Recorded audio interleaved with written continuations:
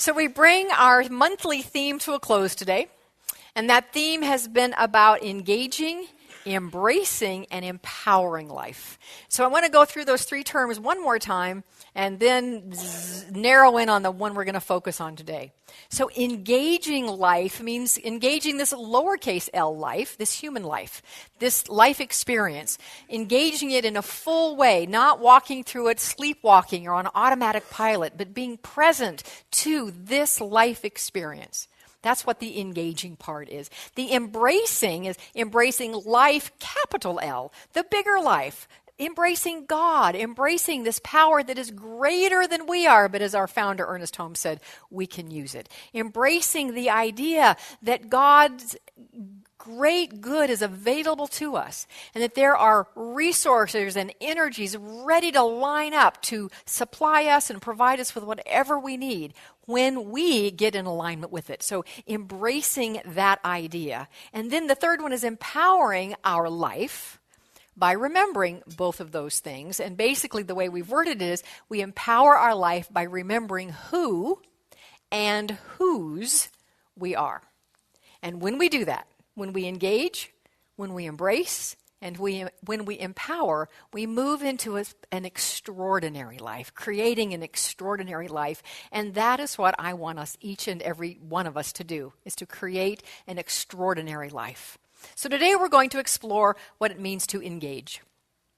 And I promised you 2 weeks ago, and I promised you last week, that I will tell you about the conference that I went to and the result of the box situation.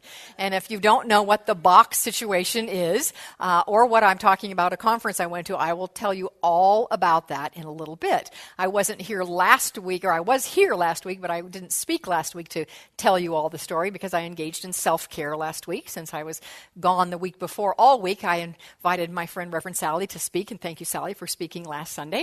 And so here I am now to give you the rest of the story, but we will weave that in, and so I'll bring it to you a little bit later. But before that, I want to explain what I mean by engage. So in my favorite of all the Star Trek series, Next Generation, that was my favorite one. In first service, we had quite a few Next Generation fans. Do we have any Next Generation fans here? Just okay. Oh, yes. All right. Yay, rock on Jean-Luc Picard, right? Right. So whenever they were ready to start off into a new adventure, into space, the final frontier, where no man, one, has gone before, right? Whenever they were ready to do that, Jean-Luc Picard would say to Data the word engage. Exactly. Nicely done. I love that was the voice of God back there that just said that. Engage. Thank you, Reverend Sandy, who has the voice of God. Yeah. Yes, engage. Today we're going to engage. And while we may not be going into space, the final frontier, where no man has gone before, we must engage if we're going to absolutely live that extraordinary life. And so what does it mean to engage? Well, before I answer that question, I just want to lay a foundation of something, and that is, in Science of Mind, in our religious science teachings, we do not believe that we came here to live a puny life, to live a life of mediocrity, to live a life of, I'm just getting by.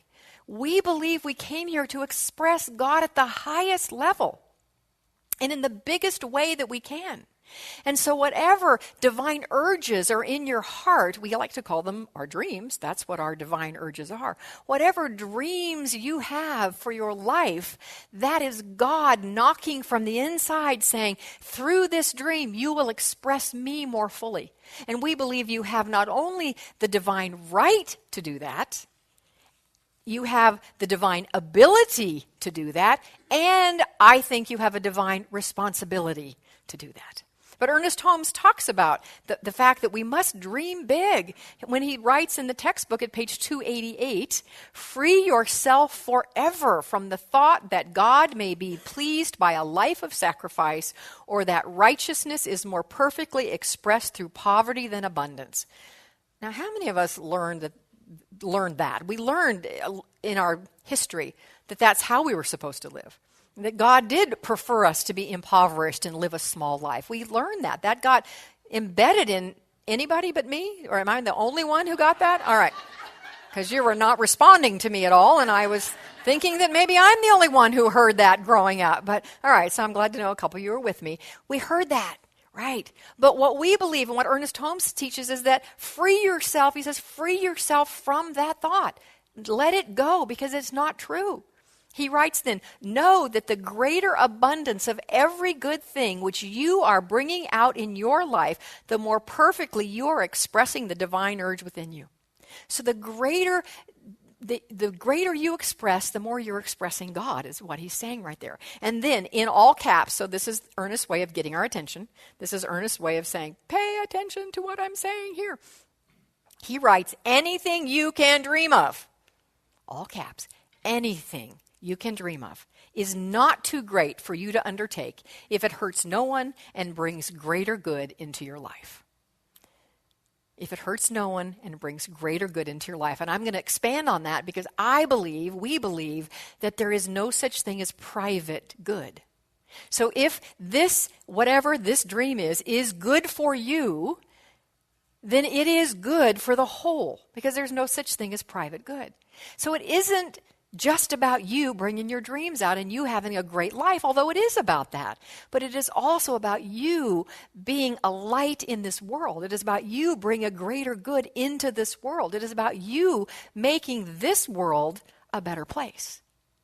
So be really clear about that this isn't just all about me. It's me and my dreams and my little world. Oh, no. It's about so much more than that. And it's actually not even about the dream that we want to manifest, although it's cool when it happens. It's about who we become and who we know ourselves to be in the process. That's really what matters. So today, we're going to really work on how do we get to that greater place, that bigger dream. Who do we become in the process? But before we do, I'm going to do something that Jorge kind of made fun of in his little video there. And darn it, I don't care because I like doing this. I like making proclamations, right? So I want us to make a proclamation. And if you want to put your hands out in that power position, feel free to do that and just repeat after me. I am here to bring my dreams, my big dreams, into reality in my life. As I do, I am a blessing to the world. Yes. Yes. Amen and hallelujah, brothers and sisters. All right. We do preach it a bit here sometimes. We get a little Pentecostal now and again. And I don't even come from that history, but I don't know. There's something in me about that. I don't know. I'm not even going to go there. So, 2 weeks ago, when we talked about what is yours to do and what is God's to do, I laid out a very specific plan. And then I asked in first service, how many of you remember what that plan was? And more importantly, how many of you did actually engaged in it? And there were a lot of hands to the first question, and then whoop, boom, they went down for the second question. So I lay out a plan. Does anybody remember it? Yes. Oh, look at you guys. Oh, you are so sharp. Yes. You're right. It was a triangle, and it sounds like it was about. Right. It was a dream triangle. I invited you to create a dream triangle. And the way it works, just to bring us all onto the same page here, what is a dream that you have? What is a goal that you're working on? What is something that you're wanting to move into, a higher level of expression and answering that divine urge? What is one thing? And you're going to create a dream triangle for it. You can have many dream triangles. One per dream. So you're going to write your dream up on the top, whatever it is, and you're going to draw a triangle. And you're going to slice that triangle down the middle with a line. And on one side at the bottom, you're going to put your name. And on the other side on the bottom, you're going to put God or life or energy or source or the universe or whatever term you want to use. Harry, Fred, doesn't make any difference, whatever you want. So you know that that's God's side. And on your side, you're going to list everything you can possibly think of, spiritually, emotionally, physically, that you can do to bring your dream about. So it can be all the way from visioning 5 minutes a day to seeing myself in and as that person, to making a call to Joe Blow to invite him to buy my product. And I suggested 20 things that helps you get beyond your brain and what your brain knows and dig a little bit deeper to what your heart knows. So 20 things you list on your side of the triangle. Those are yours to do. And then on the other side, you list miracles, synchronicities, unexpected events that God will take care of. Now, what do I mean by that? Let me just give you a couple of examples. You could write in the God side, help you unexpectedly meet new people who have been looking for what you offer. That's on God's side of the fence. Arrange circumstances to ease your journey. That's on God's side of our triangle. Help you negotiate or transcend an obstacle. That's on God's side. Accumulate physical resources and summon new opportunities.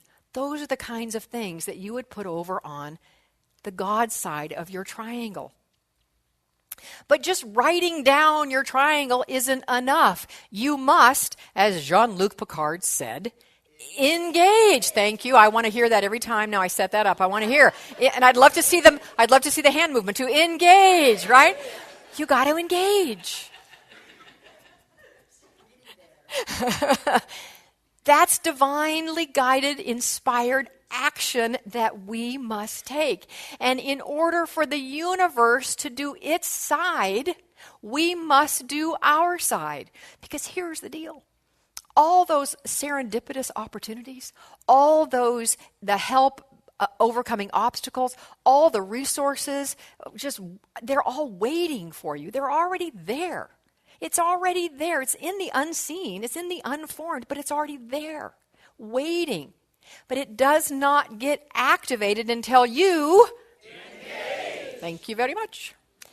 Your engagement activates it. Your engagement aligns yourself with it. So when you engage, then the universe, as that beautiful old proverb says, when we take one step to God, God comes rushing to us.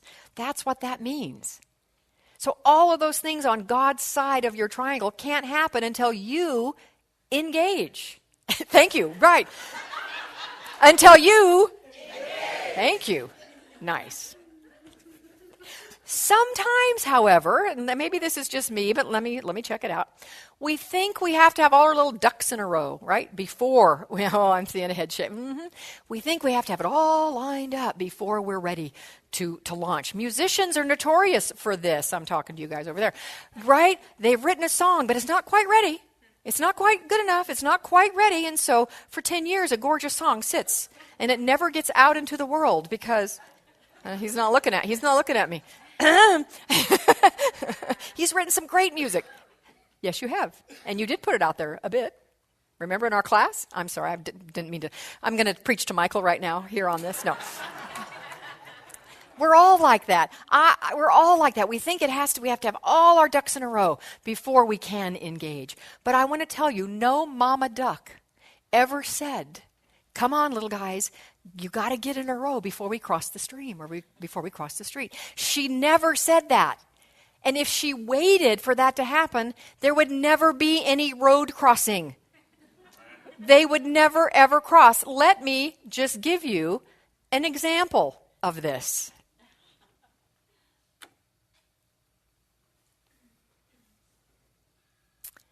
So look to the far right of the screen. There is no sound, so if you'd like to make duck noises, have at it. First service was quite ducky, actually. They were very, very ducky. All right, so there's Mama Duck. She's coming out.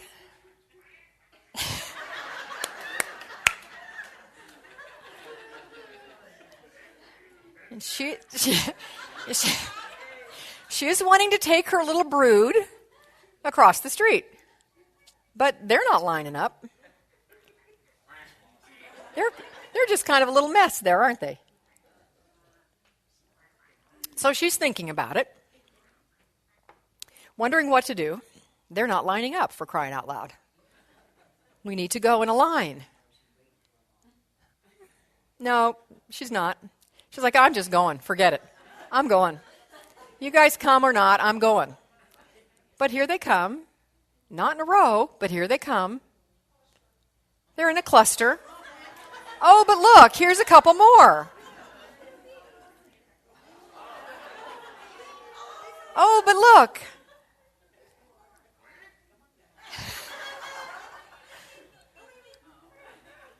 All right, we're heading off now. Here we go. Now look at them, how they start to line up. Would you look at that? And there they go. Isn't that cute? They do not line up until mom starts going. Same thing with us. The universe cannot line up for us until we engage. Because that is how it works. So it means that whatever you've written down on that side of your pyramid, don't just have it written there. You've got to take action. Goethe, a wonderful philosopher, not ancient, but philosopher of many, many, many years ago, said, whatever you can do or dream you can do, begin it. Boldness has genius, power, and magic in it. Whatever you can do or dream you can do, begin it. Because boldness has genius, power, and magic in it. We must take action. Okay, so one of my dream triangles is support New Thought ministers through products and services. So as I hope you know, my first vocational love, my first heart in my vocation is Creative Living Fellowship and you and us and what we're building and creating here in this most amazing spiritual community. That is priority number one for me. But I have a second love. I'm not one-dimensional. I have a second love, and that is serving other ministers, other New Thought ministers. I've done this for a long time now. We're working on 20 years. I know I don't look nearly old enough for that to be the case, but it is true. For almost 20 years I've done this, and what I can say is I've done some things really great, and I've done some things pretty poorly.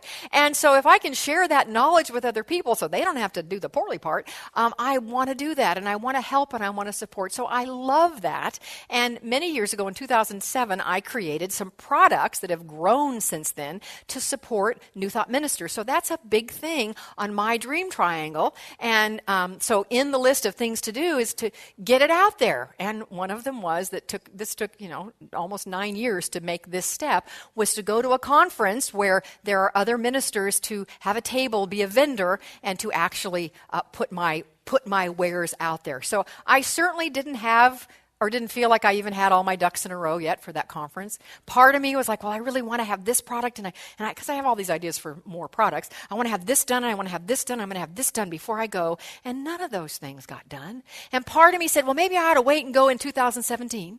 Maybe I don't got to wait until I get those done. And then I thought, no, it's on my side. I need to engage and do this. And so I went anyway, trusting the universe and everything on the universe's side of the triangle. So I'm going to share, before I tell you more about my experience, I want to share a quote, a note from the universe. And I don't usually put quotes up here, but because it was so good, I want it up here so you guys can read it. And here it is. If you just start dancing, which is another way of saying engage, I can assure you, by the power vested in me, more than you might ever imagine, the music will be added, and as will the dancing partners and the giant disco ball and whatever else you like. Right? If you start dancing. So I started dancing by going to the conference, by having a table at the conference. Yay! Yay, there it is. And isn't it a beautiful table, by the way? Isn't it stunningly designed and color? So thank you, Lonnie, who is my graphic designer and a most amazing partner in life. Give Lonnie a hand for the beautiful design of that. Righto. There it is.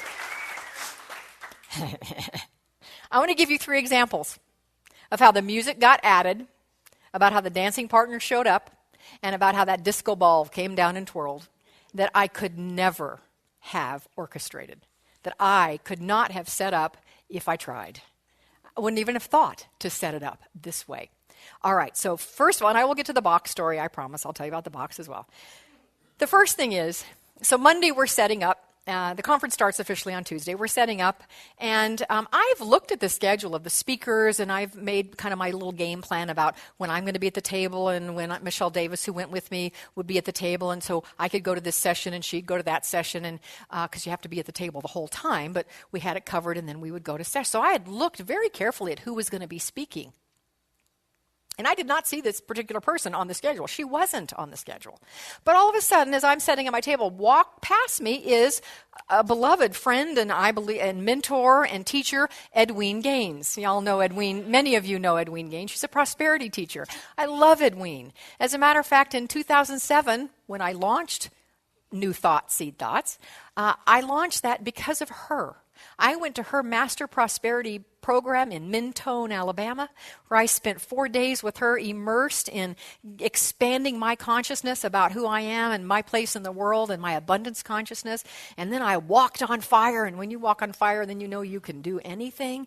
But in that conference, we were to get a divine idea and bring it out and write even a business plan, and this was what came out of her conference, her retreat. So when I see her walking past a week ago in Kansas City, Edwene, Michelle, oh, it's Old Home Week. Hugs. How are you? Good. She looks at my table and says, what are you doing here? You're a vendor? Because you're not even Unity. What are you doing here? I know, I'm religious science, but I'm here anyway. Because I have this, and I told her how she birthed this. She's the one who birthed this, and here it is. So she's proud of me. There we go. She was not on the schedule, but she was now. She wasn't originally. She did a session for ministers on prosperity and abundant flow in your church. So I was sure that I was front and center for that session. I love learning from Edwene, so there I was. In the course of the time, she's inviting ministers to share their ideas, and if they have a particular answer to a question or a way they've handled something, for them to share, so we could gain from each other's collective knowledge. And there was one thing she invited sharing, and I thought I got something for that, so I raised my hand, and she called me up to the microphone, and so I shared my little piece, and I started to sit down, and she literally grabs me by the arm and says, "No, don't sit down." I said, "Okay, why?" She said, now she's this little, you know who, right? Many of you know, she's a little round, blonde, southern woman with this, I can't even do her Alabama accent. I cannot do that. I can't do it. I do more Texan or something. I don't know what it is, but it's not her Alabama accent. But nonetheless, she says, y'all know that I believe in shameless self-promotion. Well, I want Michelle to promote her program to all of you here because you all need to know what it is. She gave me an infomercial. Right there. I got to do an infomercial. And many ministers who had up to that point walked by my table like this, which is how we often walk by vendor tables when we're not interested. Right? We don't want to make eye contact because they're going to drag us in. I had so many people walk up and go, I heard you at Edwene, and I want to know about what do you offer. I couldn't have planned that. That was on God's side, right? That was on God's side. I engaged. I started the dance. That was on God's side. The other two that I want to tell you about, one is that, so let's say I'd be standing in front of the table talking to somebody who's asking me about the programs and the products, and I would have one of my current subscribers who gets my sermons walk by. Now, who subscribes to my program is completely confidential. I would never disclose. I would never say, oh, there goes so-and-so and she subscribes.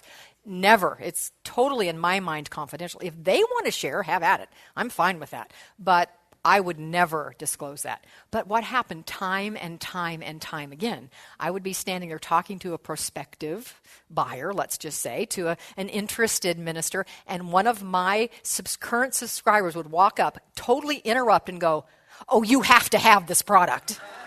This is the best thing I've ever done for myself. It saves me so many hours of time. It has gotten I've saved my bacon many Saturday nights when I didn't know what I was going to talk about the next day. And I pulled out Michelle's talk, and it was written so beautifully, and it had so many great illustrations and stories. All I had to do was make it my own, and boom, I had it. You must have this. They went on for 10 minutes. I just stood out of the way and went, go, keep going, keep going.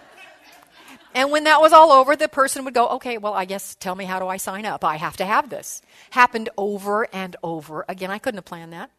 I didn't plan that.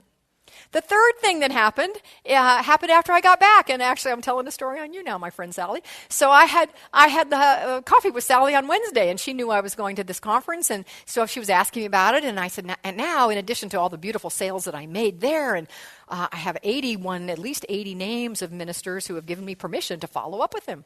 She says, how are you going to follow up? Well, I'm not very savvy with, things like constant contact or those. I am not savvy, and frankly, I don't want to be savvy. Really, I just not interested in that. So I said, well, I'm just going to write them all emails. She goes, no. You need constant contact. That's the perfect way to do it. And I know, but I don't know how to use I don't know how to use.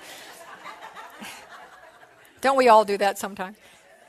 My dear friend says, Michele, I've used it for years. I know how to use it. And I am happy to do whatever you need for me to help you get going. And I'll just do it for you until you figure it out. I'll teach you and I'll do it. We'll make sure we get it done. And when you're ready to fly on your own, I'll let you fly on your own. But until you're ready, I'm totally here. And she came over Saturday and we got it going. So thank you, Sally, for that. Thank you. Again, I couldn't have planned. I had no idea she knew that. Even if I did know she knew that, how would I know that she would be willing to do that for me? All of those were on God's side. All of those beautiful things, just waiting to come into my experience. But I had to engage before. All right. Engaging means another thing. Engaging means keep going even when there might be a challenge. Even when something does not go quite like you want it to go. And here we come to the box story. So the box story is this. I ordered a CD, a data CD, to give as a gift. It was a sermon and a youth lesson and a youth activity. And that was going to be the gift we would give to people who would sign up and allow me to put them, send them an email. So there was a little ordering snafu, and I found out, and because I was going to have it, the box shipped directly to Kansas City, and I found out that it would not be delivered until end of day Tuesday, which was 24 hours too late. I wanted it end of day Monday to get all set up and ready for Tuesday morning.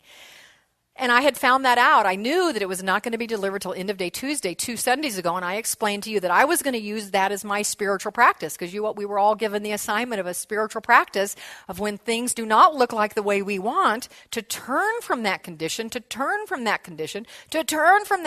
and see only what we want, following Ernest Holmes' words in the textbook, which are, refuse to think of failure or to doubt your own power, see only what you wish to experience, and look at nothing else. Cannot the great principle of life create for us all that we need?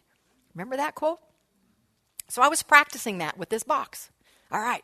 So Monday comes. We're setting up our booth. The box is not there. I'm like, okay, I'm breathing, and I'm just continuing to know that it arrives in perfect time. I decided to let go of the attachment of when, because that's kind of getting into God's business, the when it shows up, right? I decided my treatment, my prayer, my affirmation is it arrives in perfect timing. All right. So what Michele and I did is we got our little gifts ready without the CD, but we got it ready, which means this. We got these little cards ready. See, you can see them. There they are right there.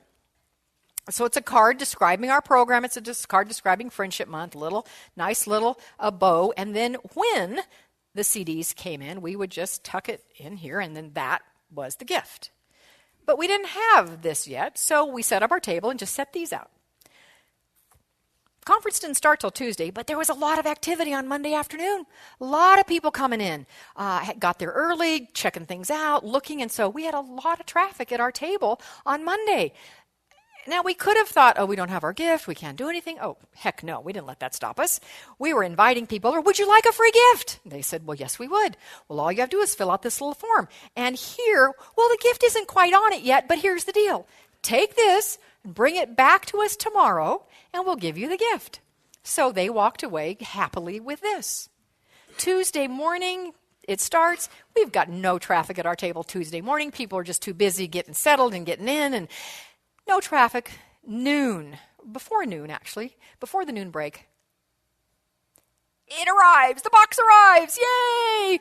Yay! Over the lunch hour, we stuffed like little mad women, getting them all stuffed. We stuffed 200 in, had them all ready. So when the people came back from their lunch break, ready to resume, walked by our table, we had the free gift.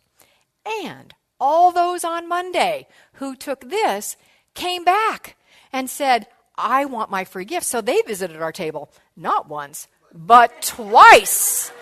We got to get them twice. Is God good or what? All the time. All the time.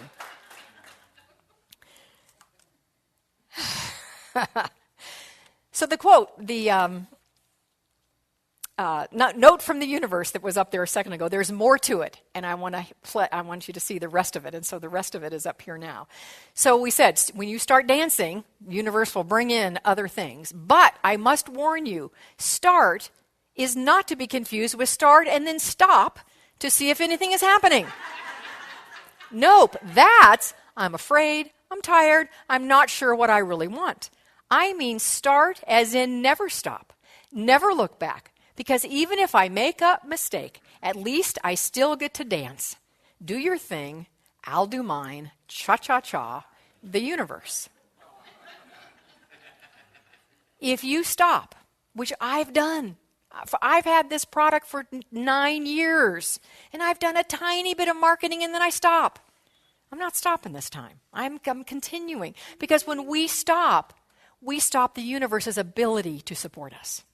That's what happens. When we hesitate, we put the brakes on the universe's ability to support us. So we don't stop. We keep going. We might decide to change gears. We might decide to shift. We might decide to set our sail in a different direction. That's all fine. We do that based on the guidance that we get. But we don't stop. Persistence is a high and holy spiritual practice. It is a high and holy spiritual practice. I love this. This statement that I'm going to read comes out of Mike Dooley's book, Infinite Possibilities. He says, persistence enables life to unfold through an evolutionary process in which doors you'll knock on later in your journey can only come into existence if there is a journey. Did you get that?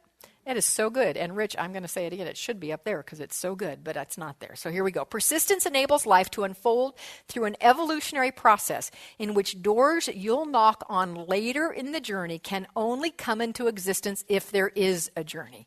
So keep on the journey. If you engage, you will have done your part. Ed Wein could not have given me that infomercial if I had not shown up at the conference.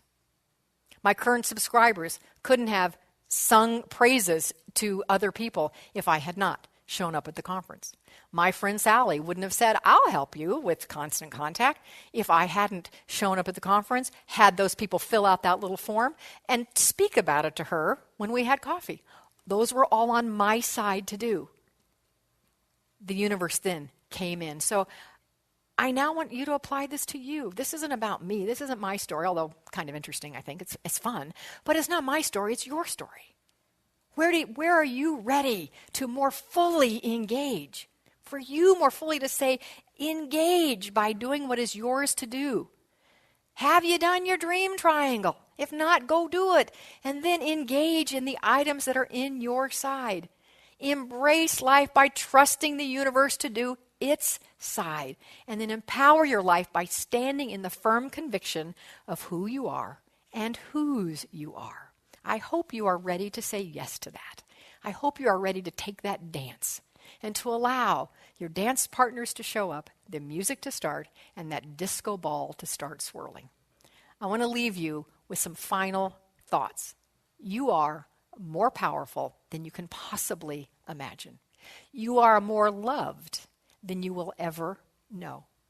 You could not be more guided than you are guided right now. The universe, your greater self, is only conspiring for your good. What you want in your heart is what it wants for you. When you stay grounded in the truth of your magnificence and grounded in the power of who you are, there is an upward spiral of success and happiness and wholeness and peace that you cannot not be on. And no matter where you are in life right now, whether it could be better or it's rocking, no matter where it is, when you engage, when you empower, and when you embrace, you take yourself on that upward spiral. So my friends, join the dance, get in the game. Let's engage. Yeah.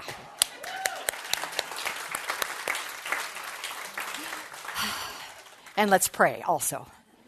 And let's engage in prayer. So in this sweet and expansive energy of love and infinite possibilities, we come together in a conscious knowing that God is good all the time. that life is yearning to express more fully on this earth plane as each and every one of us. And that life says yes. That love is here. And that support is absolutely available. This is the spiritual truth. And as each one of us in our own God-being ways moves forward and says yes to life, life says yes to us. So I affirm and proclaim, speaking my word into that perfect law for each and every one of us here, that as we say yes, as we individually, personally, and in this moment make the decision to engage, make the decision to absolutely bring forth out of us that which the divine has planted in us through our divinely inspired actions, through embracing life and trusting the universe to do its part, we are in fact empowered. And we are and do in fact live this extraordinary life. This is what I know for us here today. This is what I speak my word about here today, knowing that there is only now. This now moment is all there is. So in this now moment, we say yes. Yes. Yes. And as we say yes, and as our dreams come forth to serve and support us and the world, what a blessing. What a joy. How fun.